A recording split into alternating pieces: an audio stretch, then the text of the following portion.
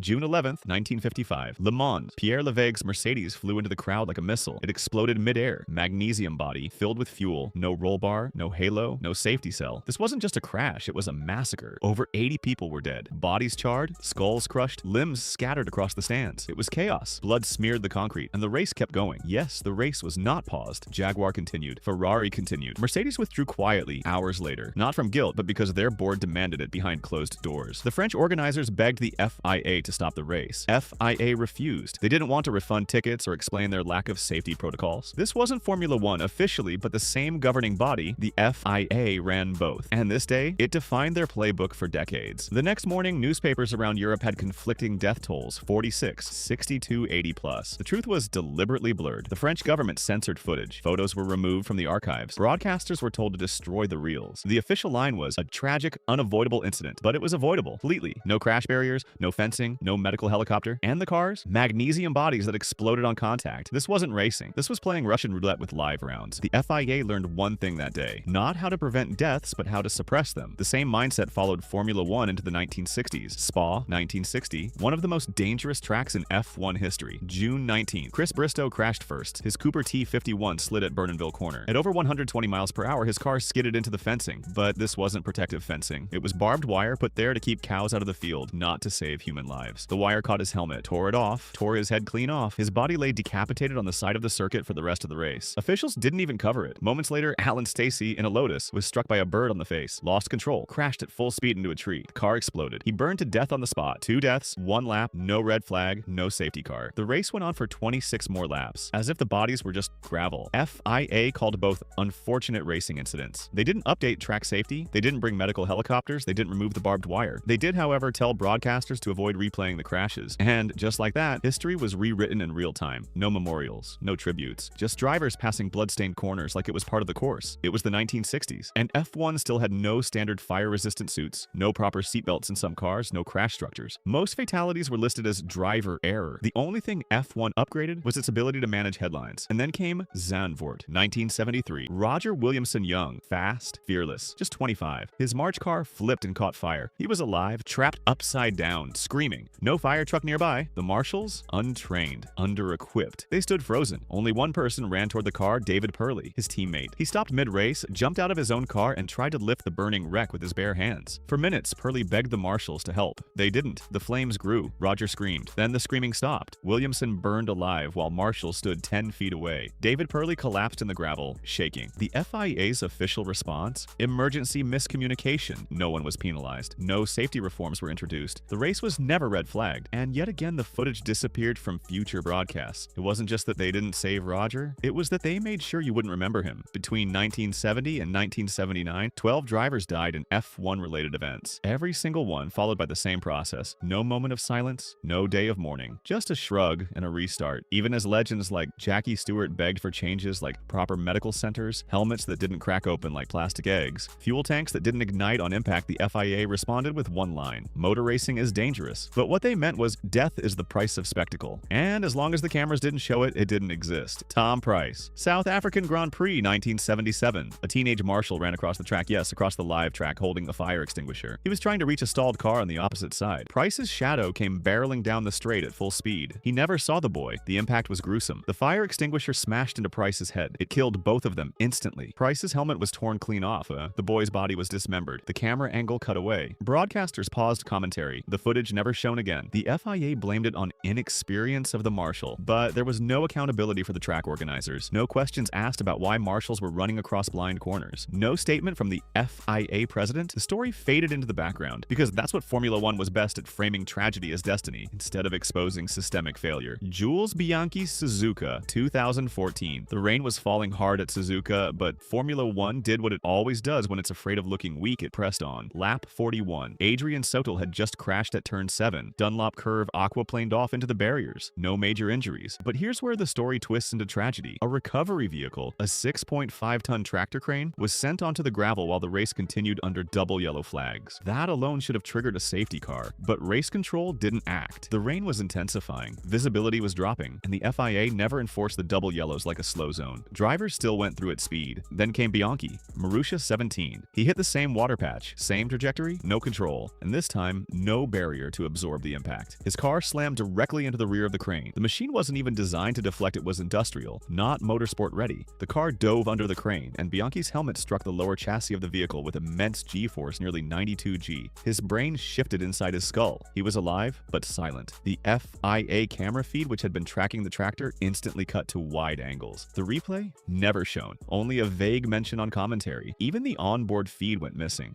Bianchi was pulled from the wreck unconscious. He was declared in critical condition, flown to a local hospital. But behind the scenes, the truth was worse. He was brain dead. Yet Formula One couldn't admit it. They waited 9 months before the official death was declared, almost as if they hoped the memory would fade. The FIA published a 396-page investigation, but it read like a carefully worded legal defense. They blamed Bianchi for not slowing down enough. They didn't blame the rain, or the decision to not deploy a safety car, or the insanity of sending a crane vehicle on track in live conditions. Not once did they say, "We failed." His family was left devastated. His father, Filippo Bianchi, said in an interview, "They killed my son, and they still pretend it was an act of God." The drivers were furious. Sebastian Vettel said, "A crane should never be on a live circuit, period." Hamilton called it a disgrace, but F1 carried on, hiding behind tributes instead of transparency. The solution? A virtual safety car system. A good step, sure, but a distraction from the core question: why was it allowed to happen at all? The FIA rolled out for Jules. They wore black armbands. They painted helmet stickers, but they never acknowledged their role in the negligence. And just like that,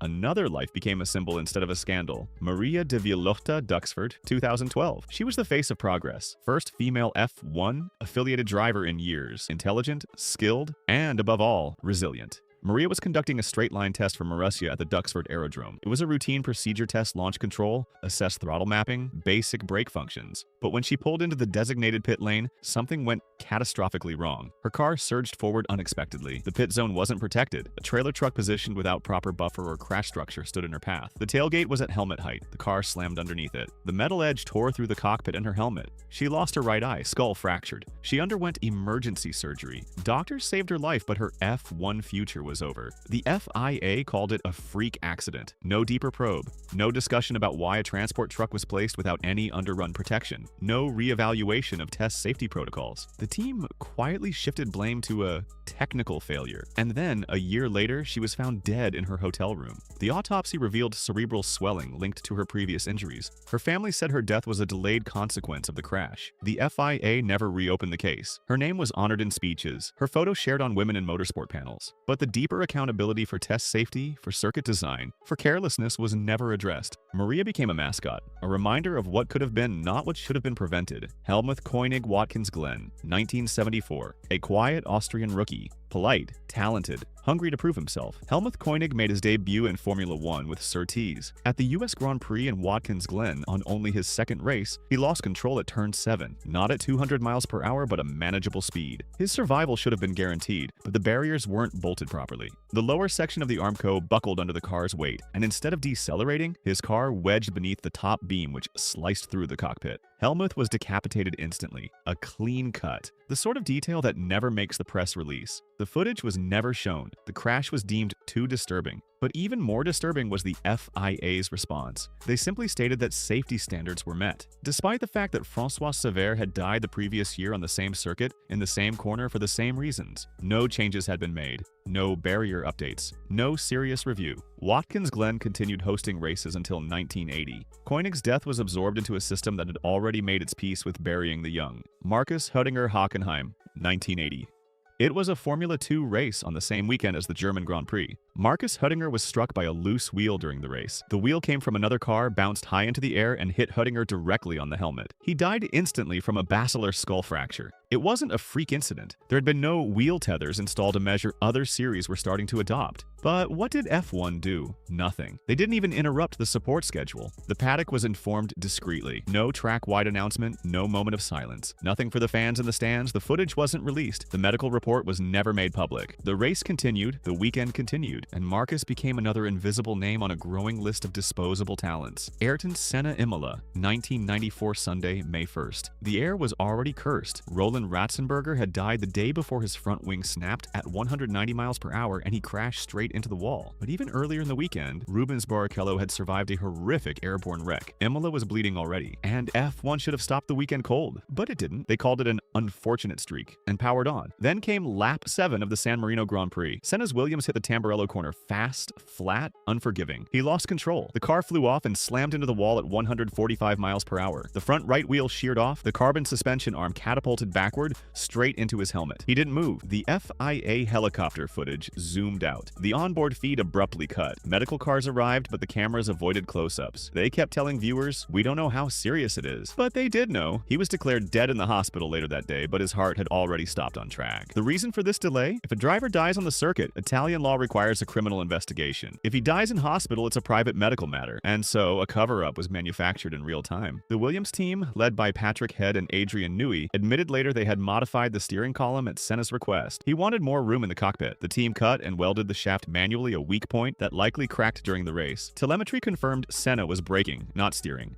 seconds before impact. The Italian courts launched a manslaughter case against the Williams personnel. The case dragged on for over a decade, and ultimately everyone was acquitted. The verdict? Not enough evidence. The FIA, meanwhile, shifted into memorial mode. They turned Senna into an icon, statues, tribute races, documentaries, but they never held themselves accountable. Because acknowledging that a poor weld job combined with a rushed restart after Ratzenberger's death had killed the most beloved F1 driver in history, that would have destroyed the brand. They hid behind mourning. They silenced questions with flowers. They weaponized grief as a distraction. Elio de Angelis, Paul Ricard, 1986. He wasn't a superstar like Senna. He was quieter, more thoughtful. But Elio was respected, a former Lotus talent, known for being fast and consistent. He joined Brabham for testing at Paul Ricard, May 14th. No fans, no broadcast. Just a simple run of the BT55, a radical new design with a dangerously low chassis and a complex engine layout. Midway through the test, a rear wing failure caused the car to spin, flip, and slide. It caught fire. Elio was trapped, and nobody was watching. There were no marshals nearby, no helicopter, no fire crews on standby. He escaped the car himself, but the damage was done. He inhaled smoke, suffered burns. Hours later, he died in the hospital. The cause? Not trauma, not the crash. Asphyxiation, because nobody responded fast enough. The FIA buried the story under the term testing accident. No public inquest, no safety review, no media storm. It was swept aside as if the absence of fans made the death less important. And Elio's passing became another whisper in the long haul of forgotten tragedies. Jochen Rindt Monza, 1970. The only driver in F1 history to be posthumously crowned champion. That sounds noble until you examine what really happened. During practice, Rindt's Lotus 72 veered off at full speed into the parabolica barriers. His seatbelt, a new design, failed catastrophically. The buckle design slit his throat during the impact. He died on the way to hospital. But here's the part F1 doesn't like to tell. The Lotus 72 was already under scrutiny. Several drivers had complained about its unpredictable handling. There were design flaws in the braking system and front-end balance. Colin Chapman knew this, but pressure for performance kept the car on track. The accident was filmed, but the FIA discouraged widespread distribution. The official findings labeled it driver misjudgment. Chapman never faced serious inquiry, and the tragic poetry of a dead champion became the focus, not the failure of engineering accountability. Gilles Villeneuve-Zolder, 1982. Raw, untamed, fearless. Villeneuve was beloved for how human he made. F1 looked not always perfect, but always full-hearted, qualifying at Zolder. His Ferrari clipped Jochen Mass's slower car at 140 miles per hour. Villeneuve was launched into the air. The car somersaulted. He was flung from the cockpit like a rag doll. He landed headfirst in the catch fencing. Helmet shattered. Neck snapped. They rushed him to the hospital, kept him on life support for hours. But he was gone. The investigation? Minimal. TV broadcasts never showed the replay again. Just tributes. Ferrari was never asked about the structural integrity of their car or why their nose design made the front wing prone to lift at high speeds. It was easier to mourn than to examine. And in that silence, the cycle continued. In 1994, after Senna's death, F1 implemented sweeping reforms, raised cockpit sides, headrests, crash tests. They banned dangerous pit procedures, introduced safety cars, added medical helicopters. But the change didn't come from vision, it came from public pressure. And even then, the instinct to cover up never left. 2017, in the Junior Formula 2 series, Antoine Hubert died at Spa in a gruesome crash. The footage was released but highly sanitized. F1 was careful about framing. The analysis avoided blame.